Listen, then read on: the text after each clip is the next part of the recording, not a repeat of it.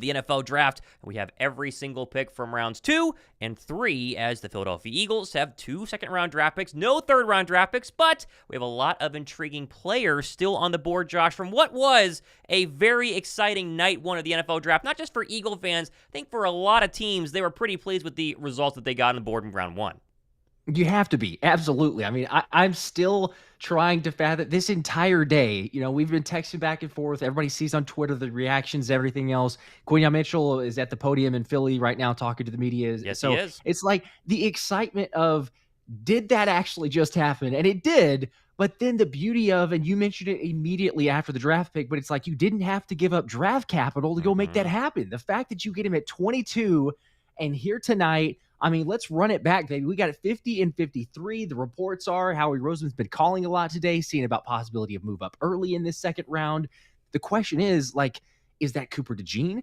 Is it a double? I've seen some people throw out, do you double up on corner? Do you Kool-Aid McKinstry? Do you get an offensive lineman maybe? Or, like a lot of us have been saying, the poll that I put up, Edgerrin Cooper is the big name there. You're probably going to have to move up a little bit if you want him. But does Howie Roseman trade up significantly to get his linebacker? The question is, who's he targeting?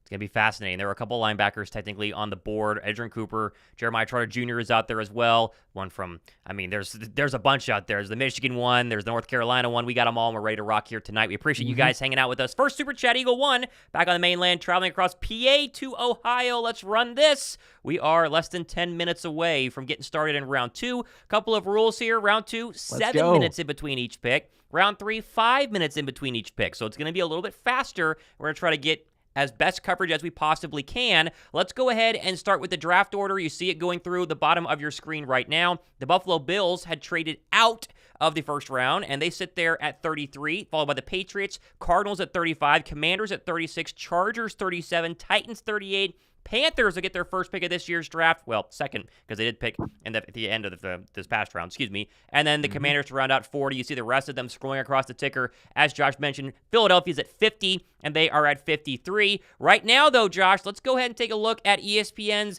best available players, and there are some pretty darn good ones, and the first of which, his name is Cooper DeJean. That is a... Go for it. He's kind of a given. Okay, I didn't know if there's a pause there throwing it up. Okay, yeah. So that's a given. Yeah, I mean, I see Daniel Jeremiah, different scouts, everybody talking about it today. We thought you might have to trade up for a Cooper DeJean, and the fact that he's still sitting there on the board is kind of shocking because even later towards the end of last night, it goes the high versatility that he brings, the weapon that he is. There's lots of reasons to like Cooper DeJean, but hey, some team surely is going to get him very early in the second round because of the weapon, the athleticism there. Team's been talking about it for a long time. Is it the Eagles? Is Howie Roseman going to try to trade up so early to get that hybrid safety in Fangio's defense? We'll see, but he's definitely a weapon. I'd be very, very surprised if they're able to go up and get him. I think Cooper DeJean's going to be gone in the first 1 to 3 picks here. I mean, Buffalo, for instance, could be someone that takes Cooper DeJean. But when you talk about the Buffalo Bills, you also talk about a receiver, and I think we both agree the best one on the board right now is Adonai Mitchell.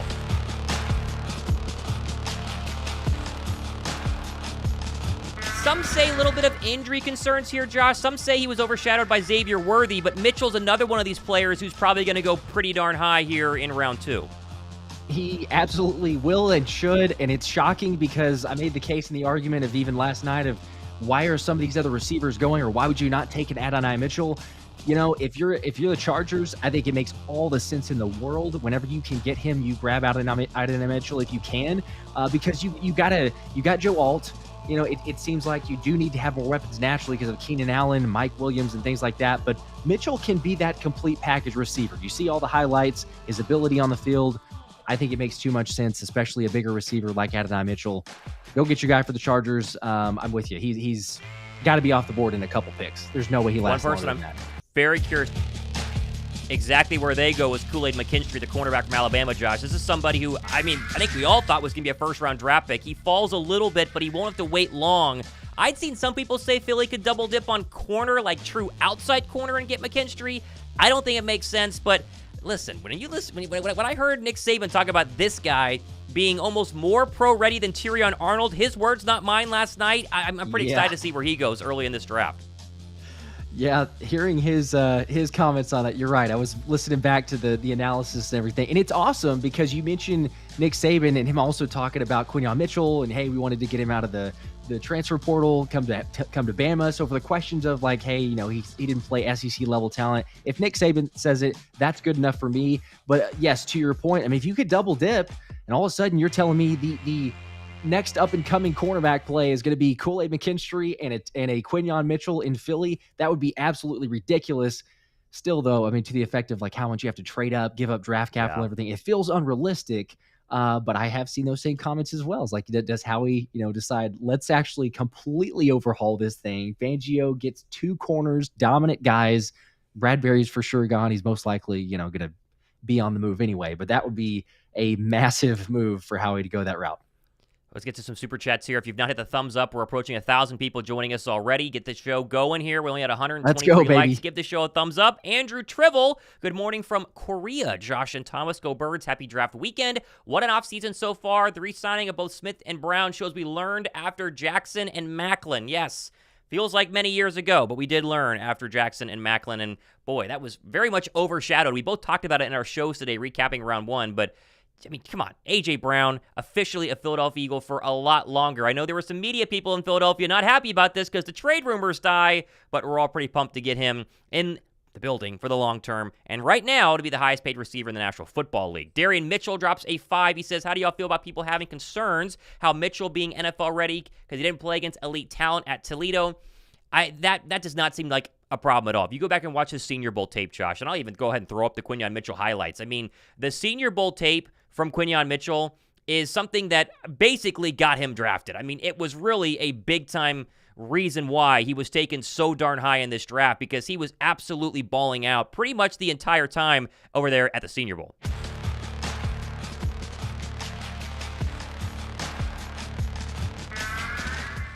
Even though he did play well at the Senior Bowl, what did he have? 40 straight starts at Toledo. He didn't cause a single penalty this past season. And at times, I saw the tape back in 2022, he matched up against Marvin Harrison Jr. when Toledo played Ohio State. Did a pretty darn good job as well.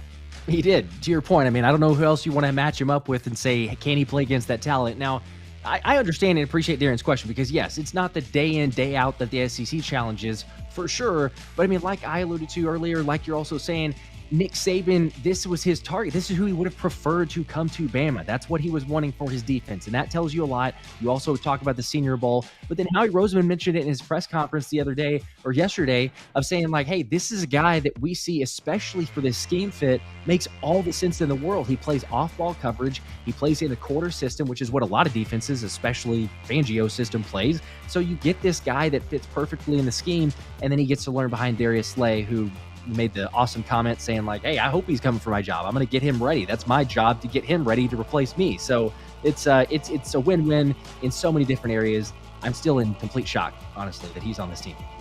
He's obviously in Philadelphia. There was a nice picture of him being en route to Philadelphia a couple of hours ago. He's there. We'll probably have his press conference on our shows tomorrow, also recapping nights 2 and 3 of the draft. The super chats are pouring in. The people are pouring in. We're almost to 1,000 between both shows. Give the show a thumbs up. It helps other people find it. Let's go ahead and throw up, I think it's Carvard, says, who should we be our underrated target for the second round, Josh? Josh, you got an underrated target for round 2? Because we know the big names.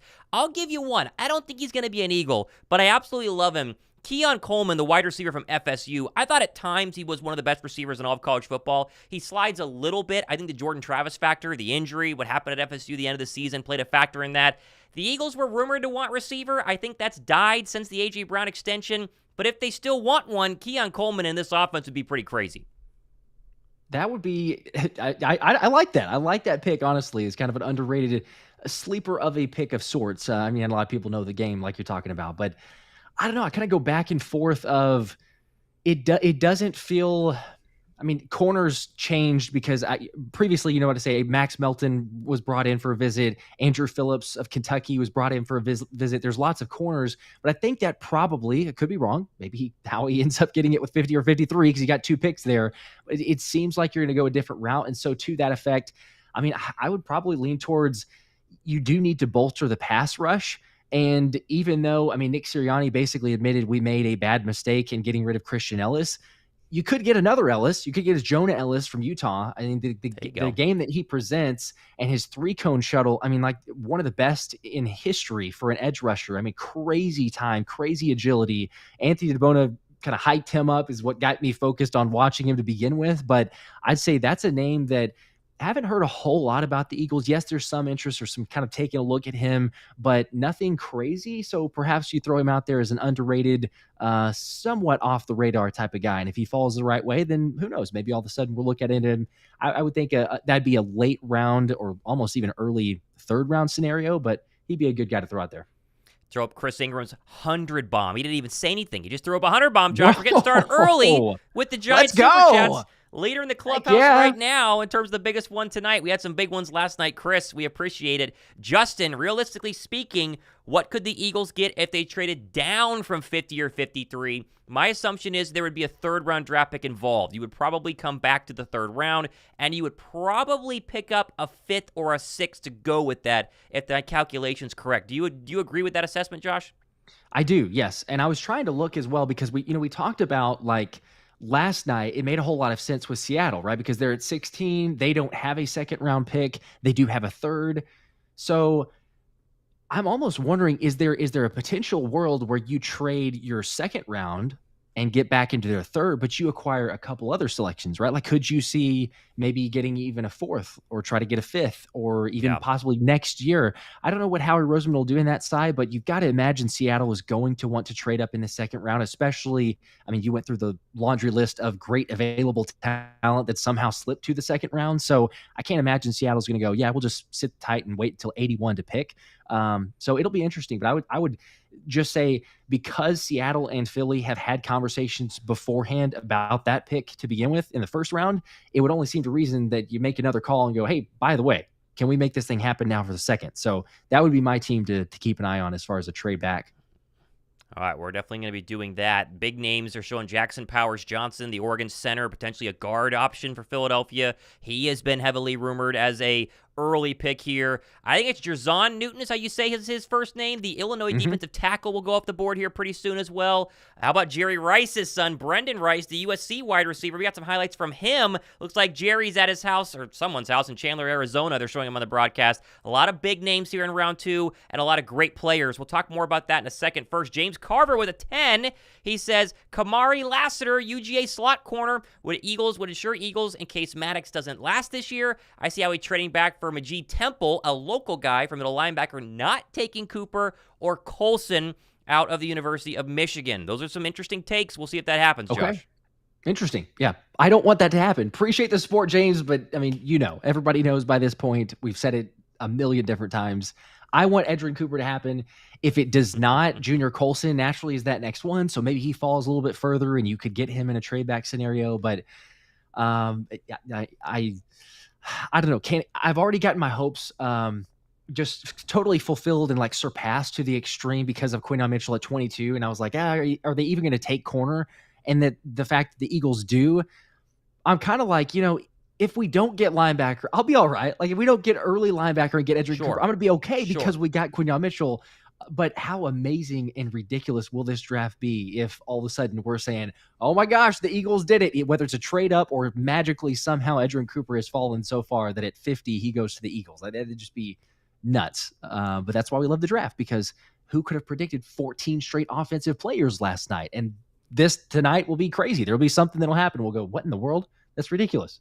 We're about to put the Buffalo Bills on the clock. That's happening very soon here. We're sneaking a Donovan Seward $2 super chat. Back in here, fellas. What's up? We welcome everybody who was watching last night. If you are new, let's go. Our promise to you is highlights, analysis, best graphics, and the picks before everybody else. We are way ahead of ESPN. We were yesterday. I'll be again today. And so if you want to know first, this is the place to go ahead and hang out and do it. Eagle 1, Sheldon Brown, Lito Shepard, Weapon X, Dawkin. That greats double up, please. The greats double up, please. It's a possibility tonight. I do want to mention somebody. We're going to get his highlights going here in just 1 second as well, Josh. Somebody that I think we won't see during round 2. It would be very crazy to see him going round 2, but it's somebody we talked about a lot, and that's Jeremiah Trotter Jr. I think there was a time, Josh, when Trotter Jr. was going to be a second-round draft pick very early in this process. That seems to have changed a little bit here. Some people are saying he might not even make it tonight at all, round 2 or round 3. You think he goes off the board on Friday night? I don't know. I've gone back and forth, honestly, because to your point, it has changed drastically. Beforehand, several weeks ago, or at least a month ago, I would have said, no doubt, he definitely does.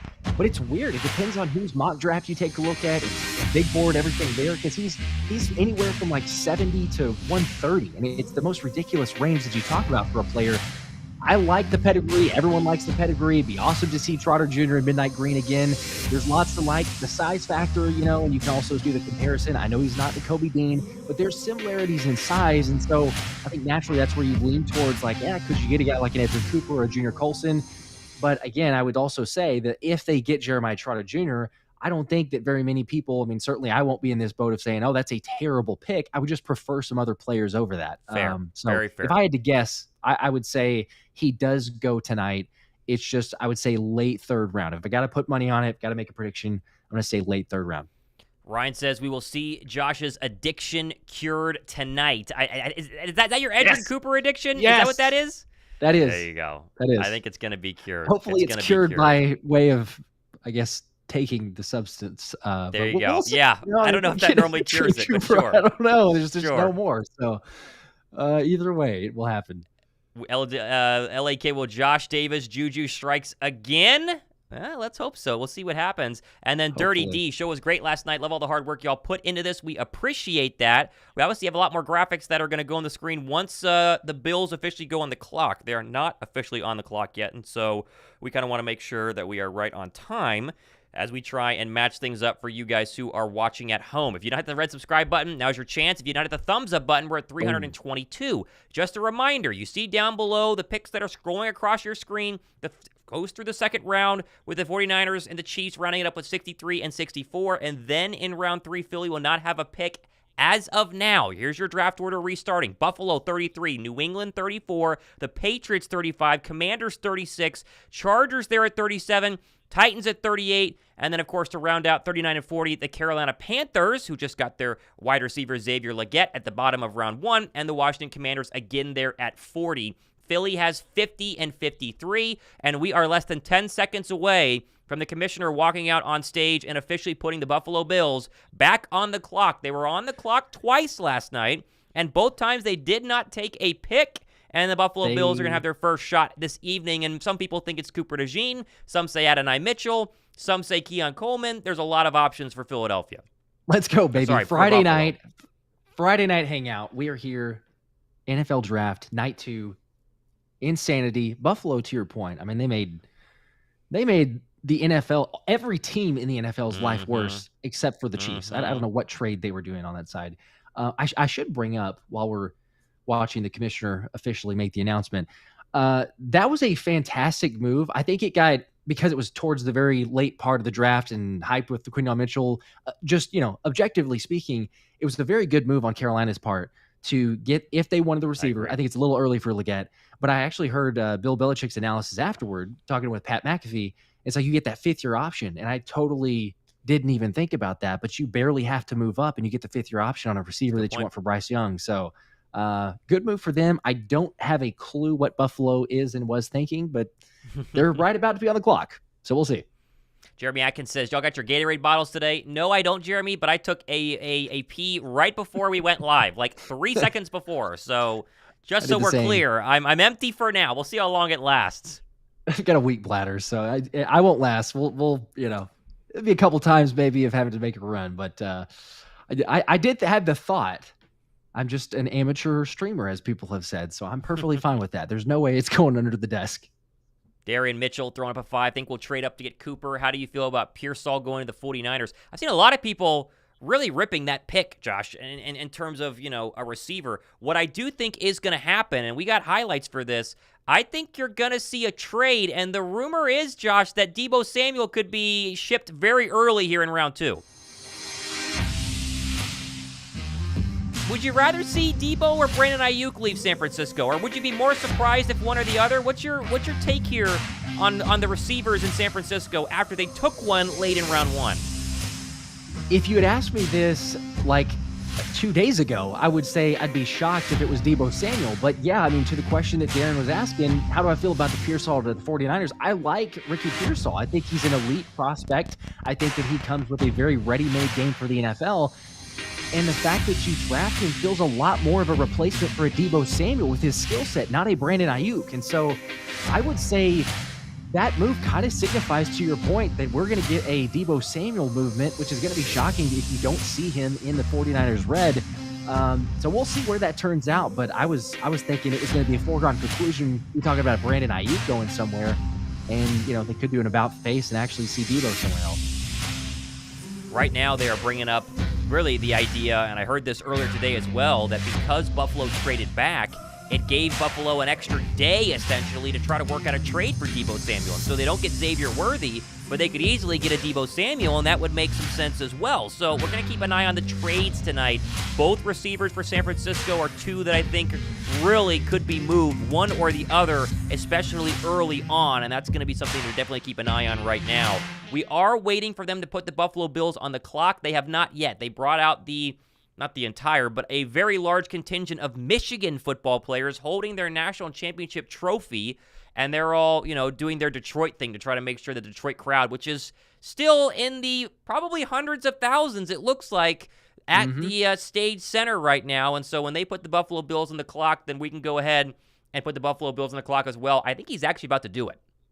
Shout out to my guy Justin. I'm sure he loved that. Big Michigan fan. I'm sure he loved seeing that. By the way, it still didn't change the fact that Roger Goodell's getting booed as soon as they come off the stage. So you got to love that. The Buffalo Bills are officially on the clock right now.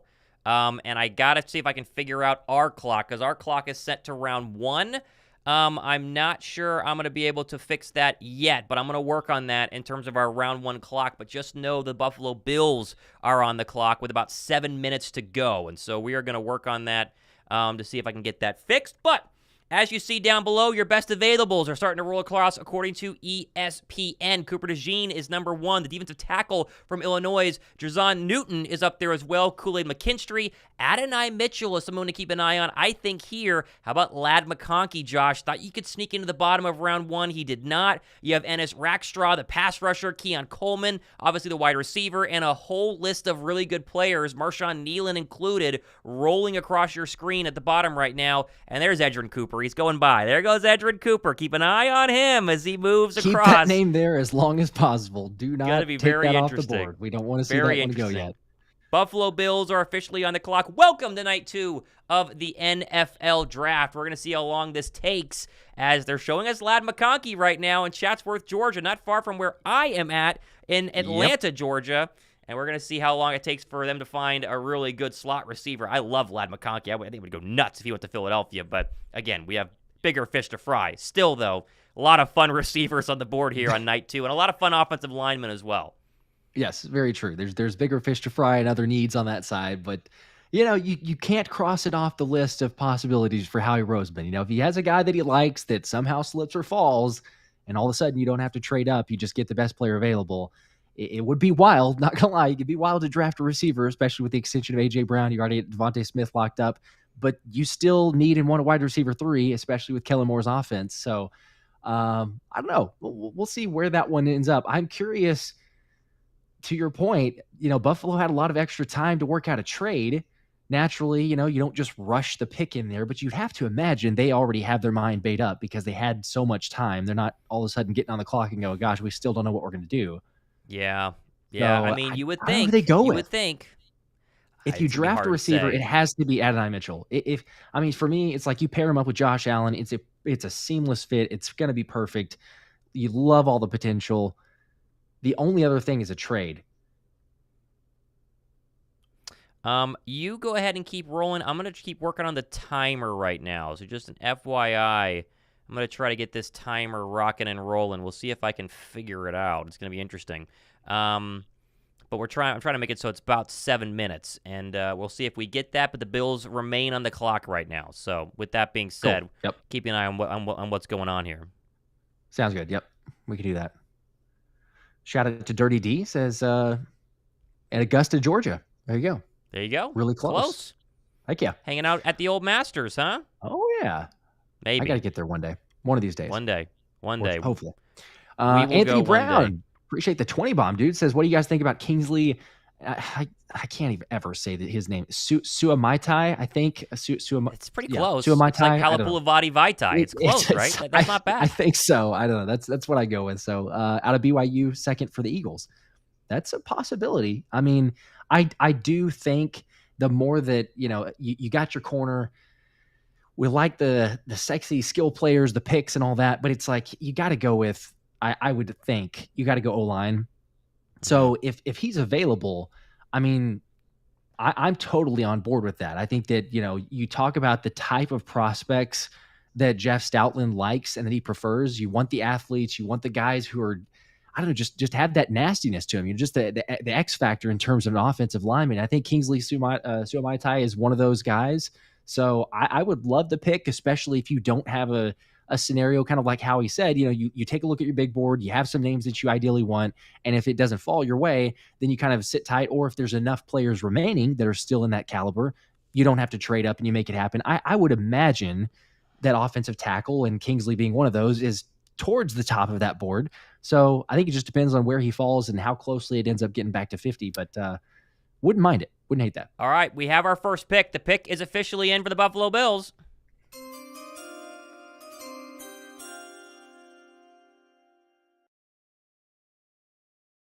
And that puts the New England Patriots on the clock. And with the first pick in round 2, the Buffalo Bills are going to go wide receiver.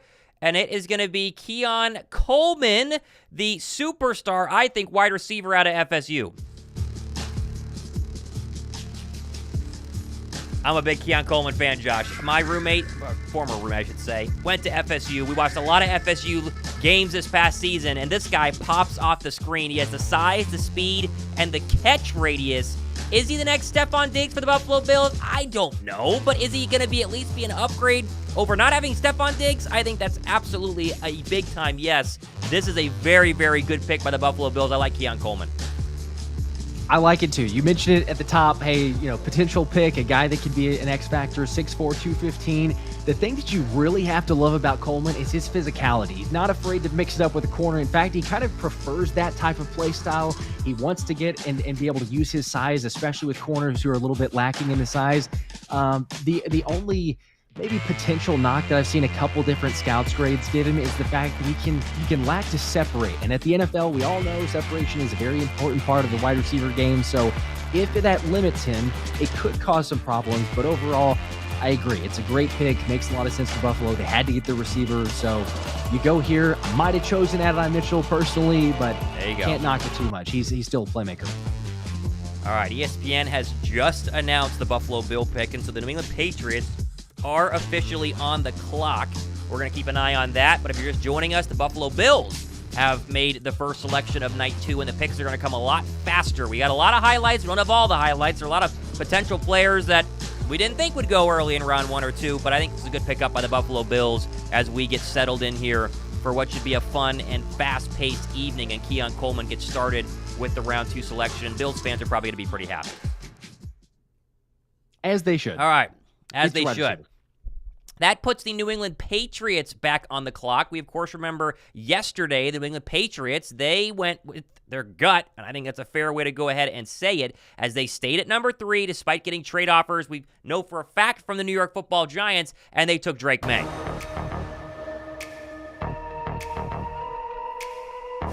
And as you mentioned multiple times last night, Josh, you think Drake May could be the best quarterback in this draft. I think New England, 24 hours later, has got to feel pretty darn good about getting the quarterback. Now in round 2, they got to get just other people around him because that roster is pretty devoid of talent. Yes, go help him out, whether it's, you could go O-line here, but I mean, again, you talk about like the value and the position at this, it would make a whole lot of sense to me because he's still available, and I would have preferred to see Buffalo. If I'm taking it, I'd take Adonai Mitchell, like I said. You got to take it. Mitchell, to me, is a first-round talent. You want to pair him up with Drake May, make his life easier. Go get him a guy. That pairing could be dominant. You want to have that, duo really for wide receiver quarterback game anyway. But that one makes a whole lot of sense. I agree, though. There's lots of potential with Drake May. You got to surround him with talent. You still also need to get an O-lineman. and bolster the protection, because he's going to need that. If he can't stay up, it doesn't matter what offensive weapons you get him. But I would still probably err towards the side receiver. We have a trade. First trade of round 2 Friday night is officially happening. The Los Angeles Chargers are on the there clock. It is. They have moved up here, Josh. Who do we think it's for? It's Adonai Mitchell. No question in my mind. I will I think you're call right. it right now. It is going to be Adonai Mitchell. You get a talent for Justin Herbert to throw to. Brett Coleman actually, he called this earlier as well, but he was saying Chargers are going to get Adonai Mitchell if he falls to them. I don't think they want to wait. You trade up, go get Mitchell. All right. The pick is officially in. Let's go ahead and get that up on my screen as well here. So we know that the pick is in. Let's confirm and make sure that we know who it is, and then we'll get to the actual selection as we are going here. I don't have confirmation on who this is yet. I know the Charger pick is officially in. Oh, okay. It's not exactly who you thought it was. Let's get to the pick.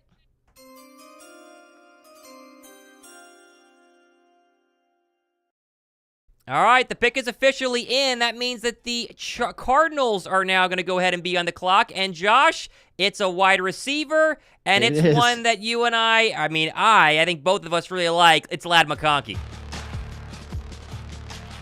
And I think the Senior Bowl, it's hard to take highlights just from the Senior Bowl and try and convince you that he was good, because he was really good at Georgia, but he was working people at the Senior Bowl. When I was looking at these highlights earlier today, Josh, he's carving up everybody with the route running.